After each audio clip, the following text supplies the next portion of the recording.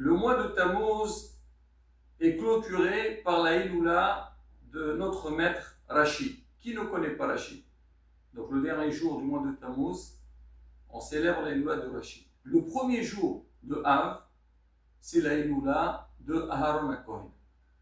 Ces deux dates qui se suivent viennent rappeler la destruction du temple et quelque part le travail qu'on a besoin de faire pour mériter le troisième temple.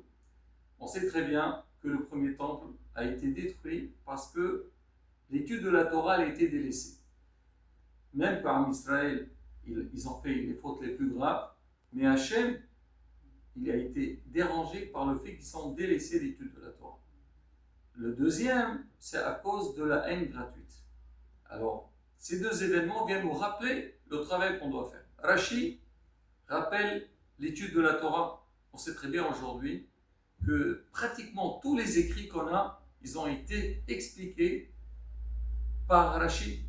On prend le Chumash, le Navi, tout le Tanakh, les Mishnayot, la Gemara. Sans Rashi, on ne sait pas comment faire pour vraiment comprendre le sens de tout ce qu'il a écrit. Rashi a fait un très grand travail, et Baruch Hashem. Donc tout le monde en profite. Aharon HaKohen, il était connu par le shalom, la paix qu'il a mis dans le peuple d'Israël. Comme le dit le Tana dans Perkei Avot, Ohev Shalom, Verotev Shalom. Il a essayé de tout faire pour mettre la paix dans le Ham Israël. Pareil pour nous aussi.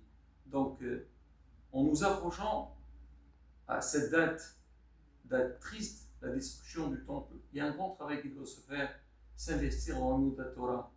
Essayer de connaître les lois de la Torah et bien sûr les appliquer, les pratiquer. Par ailleurs, le respect entre nous, l'amour de son prochain, enlever la haine gratuite, enlever la jalousie, tout ce que Hasbe Shalom peut causer des problèmes dans la société, il faut s'éloigner. Mais tout ça, la montagne, il faut apprendre, il faut étudier. Quand on s'investit dans l'étude de la Torah, on connaît les valeurs de la Torah, et Bezrat Hashem, on fera ce qu'il faut faire. Et Hachem écoutera nos prières pour nous envoyer le Mashiach très prochainement. Amen.